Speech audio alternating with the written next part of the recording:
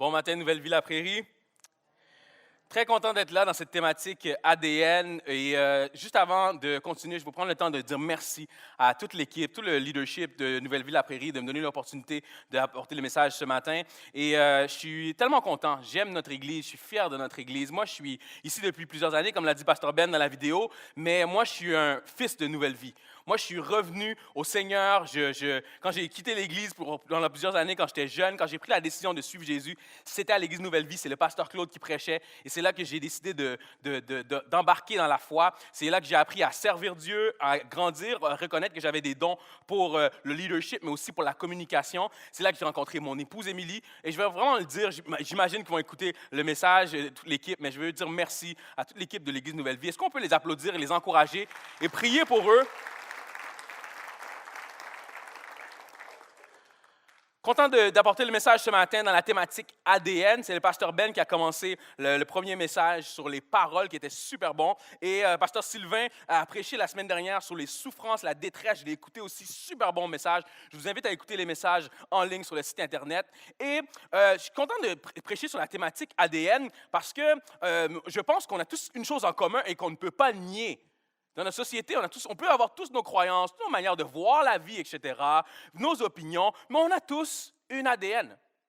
Chacun d'entre nous avons été créés par un créateur qui a mis en nous notre ADN. Et non seulement on a tous une ADN, mais je crois qu'en chacun d'entre nous, il y a un sage ou une sage qui existe. En chacun d'entre nous, il existe un père ou une maman Foura. Oui, ça vous dit quelque chose, Fort Boyard, père Foura, maman Foura? Oui, le sage qui donne les indices pour savoir où aller, pour aller dans sa destinée. Chacun d'entre nous, nous avons un sage, un père Foura en nous, une maman Foura en nous. Et le titre de mon message ce matin, c'est la formule de la sagesse selon l'épître de Jacques. Parce que oui, je crois qu'en chacun de nous, il y a une personne sage. Mais dans l'épître de Jacques, Jacques aborde la sagesse. Et il encourage les chrétiens à faire preuve de sagesse de manière pratique, très pratique. Et il donne un peu, dans le livre de Jacques, je vous invite à le lire à la maison, un peu la formule de la sagesse. Mais je vous entends. Ceux qui se disent, oui, mais qu'est-ce qu'un gars de 34 ans va m'apprendre sur la sagesse? C'est une très bonne question ce matin.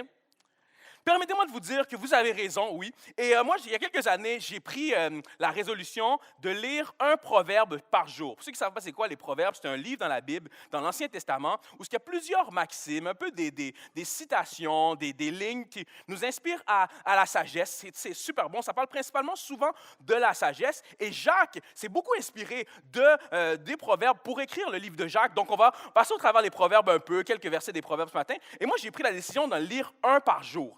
Il y a quelques années, mais cette année, j'ai décidé de le refaire. Donc, il y a 31 proverbes, 31 chapitres, et j'en lis un par jour, justement, pour développer ma sagesse. Mais je vous dis aussi que j'ai fait partie, plus maintenant, mais j'ai déjà fait partie d'un groupe qui s'appelle les compétitifs colériques anonymes. Oui. Est-ce qu'il y en a parmi vous ce matin? Pour partie de ce groupe-là, il y en a quelques-uns qui lèvent la main. Merci, mon frère en arrière. Merci beaucoup. Très apprécié de savoir que je ne suis pas le seul. Moi, je suis un sportif. J'aime jouer au basketball. Et j'ai réalisé que mon problème est que je devais adhérer à ce groupe-là lors d'une partie de basketball. Moi, je joue au basket. Du basket, on joue avec les mains, avec les jambes. Mais moi aussi, j'aime jouer avec la bouche, je vous avoue. Je joue avec ma bouche lorsque je joue au basket. Avant, j'intimidais mes adversaires. Je les décourageais, un peu pour attaquer leur morale pour qu'ils marquent moins. Vous identifiez mon ami, vous savez c'est quoi. Donc, tu sais, j'étais un peu comme ça et ma colère pouvait sortir quand je jouais au basket, quand je suis un peu compétitif. Mais j'ai réalisé à un moment donné, en jouant un match il y a quelques années, début de la foi chrétienne, il y avait un gars qui était pareil comme moi dans l'autre équipe. Ça a fait un peu de flamèche. Puis à un moment donné, je suis arrivé pour marquer un point, et puis j'ai marqué, puis j'étais très fier. Puis juste après avoir marqué, je lui ai dit quelque chose qui l'a blessé un petit peu. Il m'a répondu. Il n'était pas content, il m'a lancé le ballon au visage, ça a parti en grosse bataille générale. Jésus n'était pas honoré. Mais hier, quelques années plus tard, je me retrouve aux promenades Saint-Bruno, dans une autre situation de compétition, le stationnement.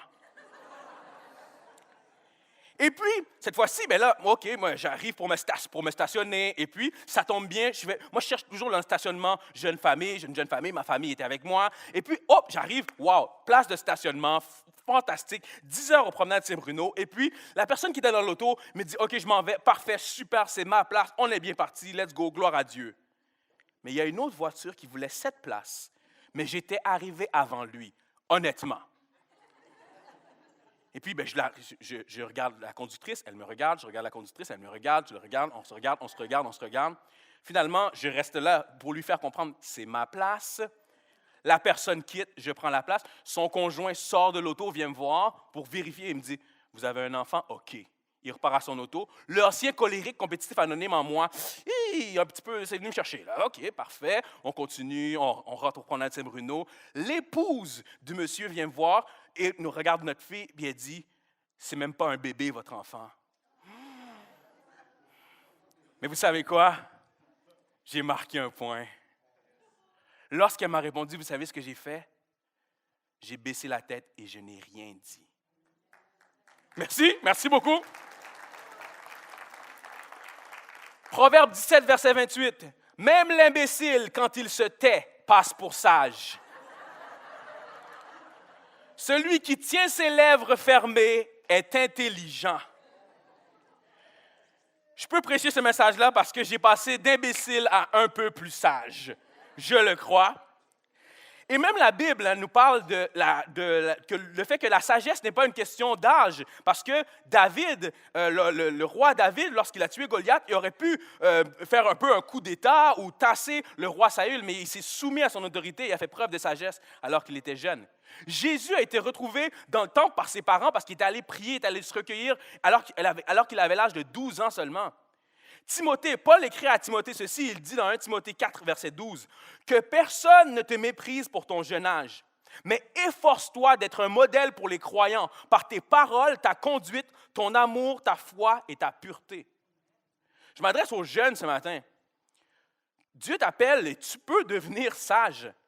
Non seulement tu peux être sage, mais tu peux être un jeune qui influence d'autres qui sont des fois même plus âgés que toi. C'est possible. Mais aussi, les jeunes, on doit reconnaître qu'on est bénis et que ceux qui ont un certain âge ont aussi des choses à nous apprendre et ont plus d'expérience, donc souvent plus de sagesse. Vous êtes des perles, vous qui êtes plus avancés en âge, vous êtes une bénédiction pour vous. Puis ce matin, je vais vous honorer et vous dire merci. Et n'hésitez pas à nous déverser votre sagesse et à nous apprendre des choses. Nous, les jeunes, nous en avons besoin.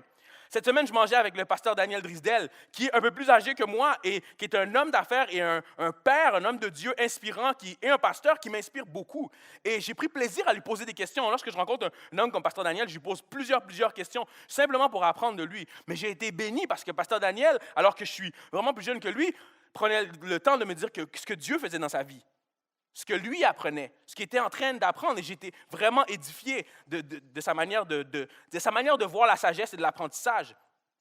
John Gardner, qui est un ex-politicien et récipiendaire de la médaille de la liberté, a dit ceci. Il y a un mythe qui se veut que d'apprendre n'est que pour les jeunes. Mais comme le dit ce proverbe, l'important est ce que vous avez appris après avoir tout appris. Les années du milieu sont formidables, de belles années d'apprentissage. Les années après ces années sont formidables aussi. J'ai accepté un nouvel emploi à mes 77 ans et j'apprends encore. Apprenez sans cesse. Apprenez de vos erreurs, apprenez de vos succès. Lorsque vous rencontrez un mur de difficultés, demandez-vous, qu'est-ce que cette situation est en train de m'enseigner? Les leçons ne sont pas toujours faciles à recevoir, mais elles reviennent sur une base régulière. Et M. Gardner a tellement raison. Puis les leçons ne sont pas toujours faciles à recevoir lorsqu'on est confronté à le fait qu'on doit changer, ou qu'on doit maturer, qu'on doit développer plus de sagesse. Mais tant qu'à passer par là, est-ce que ce n'est pas bénéfique de développer de la sagesse, d'apprendre un petit peu? On vit dans cette époque, justement, où tout le monde, sur les médias sociaux, se croit sage. Tout le monde a leur opinion, tout le monde peut écrire un blog, tout le monde peut dire « voici ce que je sais », et tout le monde veut s'exprimer. Et même si on est à l'époque durant laquelle on a le plus d'accès à l'information de l'histoire, ce n'est pas tout le monde qui est sage. Ça ne veut rien dire. Et même nos leaders, même les leaders qui sont, que ce soit politiques, artistiques, des gens qui sont influents, qui ont des millions d'abonnés sur Facebook, Instagram, etc., ne sont pas toujours sages. Ne prennent pas toujours les mêmes décisions. Nous, on regarde ça des fois et on se dit « Oh, il me semble que ce n'est pas sage. » Mais qu'est-ce qui définit la sagesse? Qu'est-ce qui définit la sagesse? Est-ce que c'est la connaissance? Est-ce que c'est les diplômes? Est-ce que c'est l'âge? L'expérience? Mais moi, en faisant les recherches, je suis tombé sur le travail de Robert Sapolsky, qui est un biologiste, et il parle d'une théorie qui qui s'intitule les modèles mentaux, un peu les modes de pensée. Et il dit que les modèles de pensée, c'est ce qui guide nos perceptions et nos manières d'agir. C'est l'outil de pensée qu'on utilise pour comprendre et interpréter la vie, prendre des décisions et résoudre des problèmes. On utilise les modèles mentaux pour ça et les modes de pensée. Et ce qu'il dit, dans le fond, M. Sapolsky, il donne une image très forte par rapport à un poulet qui traverse un chemin. Okay? Et voici les réponses de divers intervenants face à leur théorie par rapport à pourquoi le poulet traverse le chemin. Le biologiste répond, le poulet a traversé le chemin parce qu'il a vu sa potentielle conjointe de l'autre côté. Le kinésiologue va répondre, le poulet a traversé le chemin parce qu'il avait une contraction musculaire qui le posait à traverser la route. Le végétarien va dire qu'il fuyait les mangeurs de viande. L'éleveur de poulets va dire que la nature le ramenait à la maison. Et les chrétiens qui surspiritualisent tout diront qu'ils cherchaient l'arche de Noé. Nous qui avons une foi chrétienne, dans le fond, nos modèles de pensée, c'est notre foi, c'est notre identité en Christ, c'est le fait qu'on croit en Dieu, etc. Mais lorsqu'on pense à ce modèle-là, pour nous, le modèle de notre foi chrétienne, c'est un modèle qui est très excellent parce qu'il a contribué à toutes nos civilisations, notre système de loi, la manière qu'on traite les enfants, etc. C'est un modèle occidental qui est assez bon et basé sur des bons principes. Lorsqu'on y pense, c'est vraiment la sagesse de Dieu. On prend pour acquis certaines choses. Par exemple, lorsqu'on regarde au niveau légal, la loi du bon samaritain. Toutes ces choses-là, c'est des choses qu'on peut prendre pour acquis, mais ça vient de la sagesse de Dieu. Une définition de la sagesse, c'est que la sagesse, c'est la connaissance variée des choses humaines et divines, acquises par l'expérience et le tout à la lumière des Écritures. Et Jacques, quand il parle de sagesse en ayant en tête, il a en tête ce modèle-là. Lorsqu'il nous parle de sagesse, lui, il a en tête ce modèle-là, parce que justement, lui, c'était un modèle qui était important pour lui. Et l'épître de Jacques, pour le mettre en contexte, c'est une lettre. Jacques écrit une lettre et il les envoie à plusieurs chrétiens. Et Jacques écrit un guide pratique de la vie chrétienne. Il est un des responsables de l'Église de Jérusalem et il a été aussi le demi-frère de Jésus. Il a côtoyé le modèle sur une base régulière. Et la persécution des chrétiens s'est intensifiée. Et les croyants sont dispersés à travers l'Empire romain. Puis dans le fond, Jacques, il leur écrit pour les encourager. Jacques, il leur écrit pour les encourager et il met un accent sur la sagesse, sachant que leur vie n'était pas facile. Ils sont dénigrés, ils sont souvent battus, quelquefois tués, à cause de leur foi. Et Jacques leur écrit pour les encourager. Et même si on ne vit pas la même réalité, on n'est pas dans le même contexte qu'eux, des fois la vie n'est pas toujours facile pour nous non plus. La pression de la routine, payer les factures, faire les devoirs, prendre soin de son couple, prendre soin de soi, développer sa sagesse, développer son intellect, lâcher prise, pas perdre le contrôle, ne pas avoir trop de dettes, donner généreusement, s'impliquer à son église, faire du bénévolat dans sa communauté, passer du temps avec ses proches, rester en forme, prendre soin de soi, prendre soin de sa santé mentale, résister à la tentation, être un modèle pour ceux qui regardent à nous, se fixer des objectifs, les atteindre, prendre soin de la maison, ne pas oublier de payer les factures, mettre de l'argent dans les REER, profiter de la vie, réagir aux imprévus, rester calme malgré les imprévus.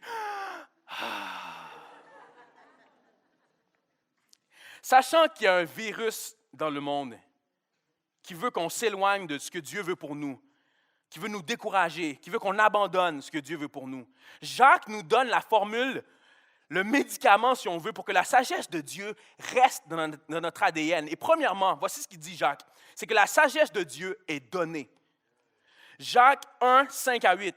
Si l'un de vous manque de sagesse, qu'il la demande à Dieu, qu'il la lui donnera, car il donne à tous généreusement et sans faire de reproche.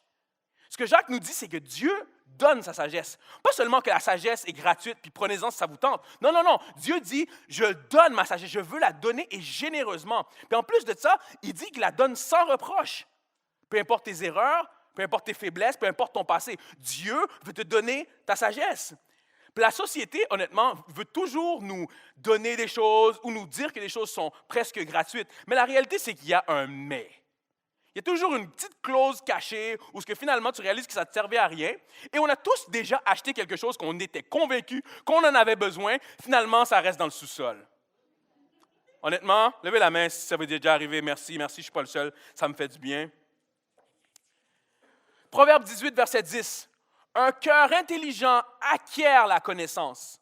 L'oreille des sages recherche la connaissance.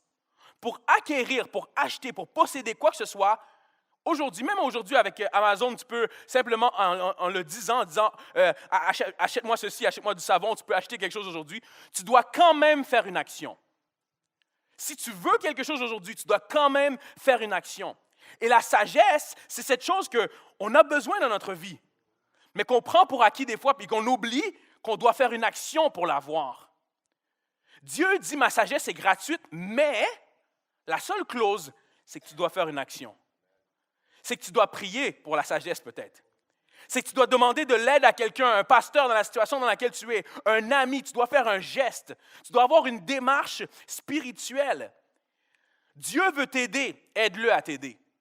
Dieu veut t'aider, aide-le à t'aider. Et ça va apparaître à l'écran, mais si vous pouvez prendre ça en note, prendre une photo pour pouvoir méditer là-dessus, c'est que l'action va te coûter quelque chose, mais l'inaction va te coûter plus cher. L'action va te coûter quelque chose, mais l'inaction va te coûter plus cher. Combien de gens j'ai rencontrés, combien d'amis j'ai rencontrés qui avaient accès au Créateur de l'univers, qui pouvaient avoir une relation intime avec lui, qui avaient accès à toute cette sagesse-là. Mais parce qu'ils ont eu une paresse spirituelle, sont devenus des gens complètement opposés de la sagesse, ou qui sont justement éloignés de l'Église, puis on ne les voit plus, puis ils ne vivent pas le plan que Dieu avait pour eux. Mais moi, je prie qu'à la fin de ce message, Dieu nous met à cœur de dire, moi, je vais faire une action. Une action pour avoir entamé ma démarche spirituelle, pour dire, je veux aller vers une démarche de sagesse. Je veux devenir un petit peu plus sage. Une action. Pas apprendre le livre de Jacques par cœur.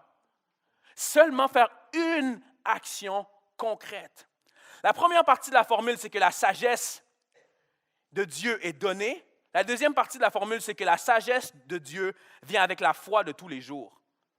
Jacques 1, 6 à 8, il faut cependant que la personne qui demande la sagesse la demande avec foi, sans douter, car celui qui doute ressemble aux vagues de la mer agitées et soulevées par le vent. Qu'un tel homme ne s'imagine pas obtenir quoi que ce soit du Seigneur. Son cœur est partagé, il est inconstant dans toutes ses entreprises. Puis quand on y pense, là, les vagues sont soumises au vent et à la gravité, à la marée, etc. Et Jacques utilise cette image-là pour qu'on comprenne que les gens qui ont la foi ne sont pas épargnés du vent, mais que ceux qui ont la foi ne laissent pas le vent guider leur vie. Il y a une nuance ici. Et ça me parlait, moi, cette image-là, parce que depuis que à 30 ans, j'ai décidé que je voulais apprendre à nager. Moi, c'était une peur que j'avais peur des creux. Et même aujourd'hui, là, je pars dans le sud, il y a quelques semaines, ma mère m'a inculqué cette peur-là, puis elle me dit, va pas dans l'eau, hein, tu vas dans le sud, va pas dans l'eau, va pas dans l'eau. C'est un peu spécial. J'y vais quand même. Et puis, j'avais développé cette peur-là. Puis, à 30 ans, laissez-moi vous dire, apprendre à nager, ça demande un peu d'humilité, hein? Et puis, j'ai commencé par le niveau 1, le cours de natation niveau 1. Et au début, ben, c'est ça, ben, il y a l'instructeur qui est là, puis j'apprends, puis j'ai peur des creux, ben, tu y vas, puis ça fait peur, hein? Puis finalement, elle m'encourage, puis je suis capable, puis après un cours, ben, j'ai réussi, puis let's go, puis de fil en aiguille, elle dit, OK, tu vas y aller tout seul, puis ça va de mieux en mieux. Maintenant, je suis rendu au niveau 2. Je suis très fier de moi. Mais maintenant, le creux ne me fait plus peur tant que ça. Je suis plus en train de travailler ma technique. Mais j'ai dû m'habituer au creux. J'ai dû y aller sur une base régulière parce que sinon, j'aurais stagné. C'est comme l'image, puis Jacques utilise l'image de la vague, un peu comme si on était un surfeur. Ça me faisait penser à ça. Je ne suis pas rendu là, loin de là, mais je pense que pour justement affronter des vagues comme ça, il faut prendre sa planche régulièrement. Et c'est un peu comme ça avec la foi. Tu dois prendre la planche de ta foi régulièrement pour y aller, pour avoir moins peur des vagues, moins peur des creux dans mon cas. Et qui ici t'a déjà vécu un moment, une situation où quelqu'un t'a dit « Hey, fais confiance au Seigneur ». Tu vis quelque chose de difficile, tu vis une épreuve, et on t'a juste dit « Hey, fais confiance au Seigneur ». C'est frustrant, non? Quand tu le vis, là, je veux bien faire confiance au Seigneur, mais j'ai des doutes, j'ai des peurs, j'ai des inquiétudes. Est-ce que le Seigneur va faire quelque chose? Mais sérieusement, c'est plus facile de faire confiance au Seigneur quand tu as une relation avec le Seigneur. Plus tu as une relation avec le Seigneur, plus c'est facile de lui faire confiance dans les moments difficiles. Et ce message-là, ce matin, il est tellement pour moi. Les 2 dernières semaines, je suis un peu dans une période d'épreuve d'un point de vue personnel. Et puis j'avais le choix de me dire, est-ce que je vais me fâcher? Est-ce que je vais seulement juste mettre Dieu de côté ou juste me tourner vers lui puis mettre ma confiance en lui? Et même si j'ai 34 ans, ce n'est pas ma première épreuve. Mais je suis content d'avoir gagné en sagesse, de me dire, quand il m'arrive quelque chose, je me tourne à toi, Seigneur. Je ne comprends pas tout. Des fois, je suis même fâché contre toi. Mais je veux quand même continuer à mettre ma confiance en toi. On est encore en 2020, début 2020, là. Dans quel aspect de votre vie spirituelle vous devez développer de la régularité? De dire, je vais continuer, même si je ne comprends pas, mais je vais continuer à faire des petits pas pour aller avec ma planche à Dieu. Aller avec ma planche à Dieu, aller à chaque jour de dire, Seigneur, je vais lire ta parole régulièrement. Seigneur, je vais aller à l'église régulièrement. On ne va pas à l'église lorsqu'on n'a rien de prévu. On va à l'église parce que ça fait partie de notre agenda. Lire un livre chrétien sur une base régulière. Simplement écouter Dieu et puis dire, Dieu, parle-moi. Qu'est-ce que vous devez faire sur une base régulière? Et plus tu cultives ta foi, plus tu vas voir les fruits de ta foi. Plus tu cultives ta foi, plus tu vas voir les fruits. Et je crois aussi qu'un des fruits de la foi de tous les jours, c'est que la sagesse de Dieu donne de l'humilité. Mon troisième point. La sagesse de Dieu donne de l'humilité. Jacques 3, 14, 15 dit, « Y a-t-il parmi vous quelqu'un de sage et d'expérimenté? Qu'il en donne la preuve par sa bonne conduite. » C'est-à-dire par des actes empreints de l'humilité qui caractérisent la véritable sagesse. Nous, dans notre contexte nord-américain, c'est super parce que l'Évangile s'adapte à tous les backgrounds, tous les contextes, ce qui est vraiment super. Mais des fois, moi le premier, j'ai l'impression que lorsqu'on lit un texte comme ça, on oublie à qui c'était destiné. On l'oublie à qui c'était destiné et on prend un peu des fois trop de recul. Et moi le premier. Et moi, ça me touchait. En méditant là-dessus, puis on me disait, eux, là, lorsque Jacques leur écrit d'avoir plus de sagesse, il y a un contexte, là.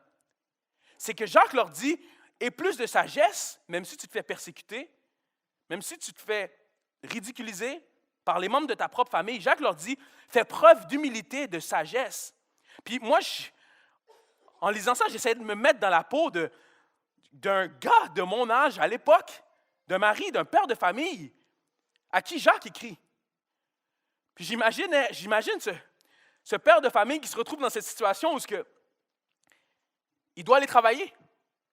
Il doit aller travailler, puis à son travail, le midi, il mange seul parce que ses collègues chrétiens rient de lui. Ses enfants à l'école se font intimider parce qu'il est chrétien. Son épouse se fait intimider parce qu'elle est chrétienne. Puis tout le contexte de solitude, des fois, parce que les chrétiens étaient dispersés. Mais moi, ça venait vraiment me toucher, puis de me dire, sans ces actes-là, sans ces actes d'humilité, de service, puis de sagesse, on ne serait pas là aujourd'hui à se réunir ici. Mais ces gens-là ont décidé de prendre de faire preuve de sagesse et de suivre Dieu quand même. Proverbe 19, verset 20 dit, « Écoute les conseils et accepte les critiques, et finalement, tu deviendras sage. » Puis en lisant ça, je me disais, lorsque tu acceptes les critiques, puis tu prends les conseils, puis leur attitude à ces chrétiens-là, des fois, on peut l'oublier parce qu'on est trop dans l'intellect, mais j'essayais d'imaginer d'un point de vue physique.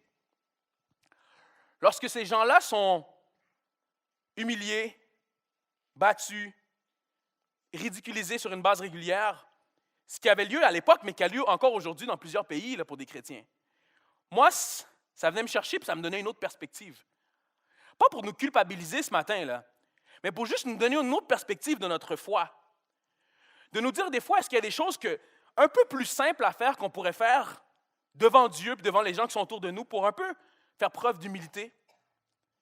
Puis de dire, hey, c'est un peu plus facile de maîtriser ma colère quand je sais ce que d'autres chrétiens ont vécu et vivent encore aujourd'hui. C'est un peu plus facile de pardonner mon épouse quand je sais que d'autres ont vécu tellement des choses atroces puis que leur contexte familial devait être tellement difficile. C'est un peu plus facile d'être à l'écoute de d'autres. Dans mon contexte à moi, quand je sais que d'autres n'avaient pas la chance de vivre leur paix par rapport à la spiritualité. Et ce n'est pas pour nous culpabiliser, je veux le redire, mais vraiment pour nous donner une autre perspective. De considérer à quel point notre liberté, des fois, de foi, notre liberté de pratiquer, des fois, ça peut nous aider à dire, hey, il y a des choses bien pires que d'autres vivent. Et est-ce que des fois, on ne vit pas dans une paresse où on pourrait faire des choses différemment dans notre démarche spirituelle?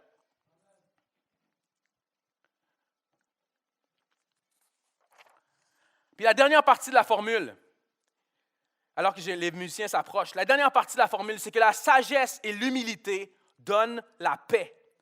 Jacques 3, verset 17-18. La sagesse qui vient d'en haut est en premier lieu pure. De plus, elle aime la paix. Elle est modérée et conciliante, pleine de bonté. Elle produit beaucoup de fruits, beaucoup de bons fruits. Elle est sans parti pris et sans hypocrisie. Ceux qui travaillent à la paix sèment dans la paix une semence qui aura pour fruit ce qui est juste. Martin était un jeune prédicateur il était invité régulièrement à aller prêcher dans les différentes églises. Et Martin était un jeune prédicateur, très jeune, plein de fougue, plein d'énergie à l'époque. Et Martin, c'est qu'il était souvent accompagné de plusieurs personnes. Et souvent, selon le contexte, il modifiait son sermon. Et lorsqu'il était invité à prêcher un endroit, puis c'était un autre contexte là, religieux, puis il y avait plusieurs personnes qui l'accompagnaient, qui étaient assis en arrière de lui, un peu son clan pour l'encourager, puis dire « Hey, Martin, t'es bon, prêche l'Évangile, Martin, t'es bon. » Et à un moment donné, Martin, il est parti dans un speech, puis le speech, il est bon, puis Martin est parti, puis la foule se lève, comme vous ce matin, tu sais. Puis Martin, il est enflammé, puis il y a une chanteuse qui est dans le band à Martin, puis qui des fois, elle l'accompagnait pour chanter, puis la chanteuse, elle dit « Hey, Martin, parle-leur du rêve, Martin. Martin, quand tu parles du rêve, c'est tellement bon. Martin, parle-leur du rêve. Tu as parlé dans ton dernier speech du rêve, puis Martin commence à parler du rêve, puis le monde s'enflamme, puis c'est extraordinaire. » Mais Martin, voici une des citations que Martin partage, qui est vraiment super. Martin dit « J'ai décidé de m'accrocher à l'amour. La haine est un fardeau trop lourd à porter. » On sait quel impact Martin Luther King a eu. On sait quel impact, justement, son humilité a eu. Alors que lui, c'était dans le contexte, il était persécuté pour le fait qu'il était noir. Mais son modèle, c'était le christianisme. Là. Son modèle d'aimer ses ennemis, de pardonner ses ennemis, c'était le modèle du christianisme. Ça a révolutionné une grande partie du monde. Ça a eu un impact majeur parce qu'il a appliqué le modèle de la sagesse selon Dieu. Est-ce qu'on peut imaginer le fruit? Est-ce qu'on peut imaginer la paix que ça amène? Est-ce qu'on peut imaginer les gens qui vont être touchés lorsqu'on a des gestes d'humilité? Est-ce qu'on peut imaginer les relations saines? Est-ce qu'on peut imaginer les couples restaurés, les familles restaurées? Est-ce qu'on peut imaginer les gens de nos familles qui ne viennent pas à l'Église, qui pourraient venir simplement parce qu'on applique ce modèle de la sagesse, cette formule-là, la paix que ça peut amener dans nos vies et dans la vie des gens qui nous entourent? Est-ce qu'on peut imaginer un Québec tellement différent, tellement changé, tellement transformé, simplement parce qu'on applique cette sagesse-là que Dieu nous donne, que cette paix-là, le fruit de la paix vient dans nos vies? Est-ce qu'on peut imaginer ça? Ça commence par un rêve, mais c'est possible de le mettre en action. Mais vous savez quoi? Ça commence par aller à son puits. Il veut nous donner le fruit de sa sagesse qui est gratuit. Oh oui! Aucune clause cachée. Ce qu'il nous propose est donné afin que l'on puisse avancer, progresser, marcher par la foi, croire sans voir, mais faire un petit pas à chaque jour, marcher parfois dans le noir, mais grandir dans son amour. Ne pas être parfait, désolé, tu ne le seras jamais. Mais il te demande seulement de mettre ta confiance dans le creux de sa paix. Quand le vent amènera les vagues, tes pieds seront enracinés dans le courage. Quand l'ennemi voudra voler ta bague, ton alliance de chaque jour avec ton Père te rappellera que c'est lui le coupable. Quand le menteur voudra attaquer ton identité, la solidité de ta foi viendra l'humilier. Quand ses rires voudront te ridiculiser, tu seras trop occupé à marcher dans l'humilité. Pas sage comme une image, mais prêt à servir quand tu entends action. Loin de la perfection, mais aimant les gens malgré tes imperfections. Un ou une colérique en voix de douceur, de personnes qui critiquent à penseurs de douleur, de conjoints qui dénigrent vite à un féliciteur, d'un fils qui réplique à un enfant qui donne de l'honneur. Comme Martin avait un rêve, Dieu te voit dans la soupe de sa sagesse. Il croit en toi et il a déjà oublié tes maladresses. Mais humilie-toi et fuis le confort de ta paresse. Aide-le à t'aider. Il te tend sa main qui caresse. Son amour est pour toi, il connaît tes faiblesses. Deviens le fruit de la paix. Cet homme, cette femme qui se tait, prêt à entendre sa voix qui nous fait un bien fou et qui peut changer tout. Toi, ton entourage, il t'encourage à prendre courage, à prendre ta planche et à affronter le vent, à développer une connaissance de notre Dieu si grand, vivant. Il a mis dans ton ADN une sagesse qui se démène pour être l'antidote à la souffrance humaine. Sois sage. Lève tes bras en signe d'humilité. Tourne la page pour que ta foi puisse édifier ceux qui sont pris dans une cage et dont la paix est limitée. La formule est entre tes mains. Maintenant, tu n'as qu'à l'appliquer.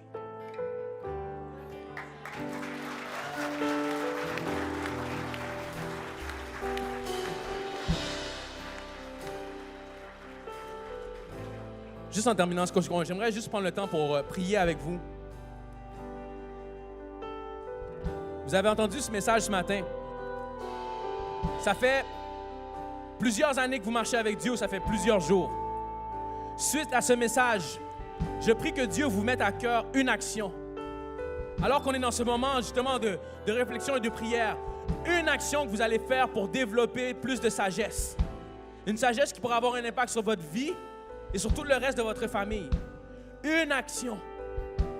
Je prie aussi pour vous, pour que Dieu vous mette à cœur de revenir à cette foi que vous avez eue, de revenir à cette foi que vous avez peut-être déjà eue, ou une nouvelle foi que vous allez avoir, où à chaque jour, vous allez aller avec Dieu en régularité, développer votre foi à chaque jour mettre en pratique pour développer une plus grande sagesse. Mais je veux prier pour vous. Si ce matin, vous êtes là pour la première fois ou les premières fois, où vous n'avez jamais pris la décision que Jésus, que Dieu, devienne votre modèle, qu'il devienne votre manière de penser, que vous viviez votre vie selon sa sagesse, pas selon la vôtre, selon la sagesse de Dieu. Si une des personnes que j'ai nommées, c'est vous, les situations que j'ai nommées, c'est vous, je vais vous inviter justement à mettre en action ce que je viens de dire. Puis là où vous êtes, avoir l'audace puis l'humilité de dire hey, je me lève. Je me lève devant Dieu, pas devant moi, pas devant les gens qui sont autour de vous, mais devant Dieu. À l'instant même, je vous invite à vous lever si ça vous interpelle. Selon ce que Dieu a mis sur votre cœur, de juste vous lever, d'avoir l'humilité de dire moi je me lève devant Dieu. Je ne vous demande pas de vous mettre à genoux, mais vous de vous lever devant Dieu, en guise de dire Seigneur, je veux faire une action. Seigneur, je veux développer plus de sagesse. Puis moi, je suis déjà debout, mais je me lève. Je me lève avec mes jambes, avec mon cœur pour dire Seigneur, j'ai tellement besoin de plus de sagesse. Je veux grandir. Je veux grandir en sagesse. Puis si vous n'êtes pas levé en guise de solidarité, est-ce qu'on peut se lever avec ceux qui se sont levés ce matin? Puis encore une fois, je vous lance un autre défi ce matin de juste dire Seigneur, je veux m'humilier devant toi. Sans vous mettre à genoux, mais simplement lever les mains. Juste lever les mains devant notre Dieu pour dire hey, je veux m'humilier devant toi, Seigneur. Je m'abaisse devant toi pour te dire oui, merci pour ma vie, merci pour la chance que j'ai. Le contexte que je vis, mais aussi pour te dire, Seigneur, je veux avancer avec toi. Je viens plein d'humilité. Et alors qu'on va chanter ce chant, chantez comme vous n'avez jamais chanté, devant lui, en signe d'humilité, pour dire que vous allez enraciner votre foi en lui, bâtir votre foi en lui. On chante ensemble. Je bâtis.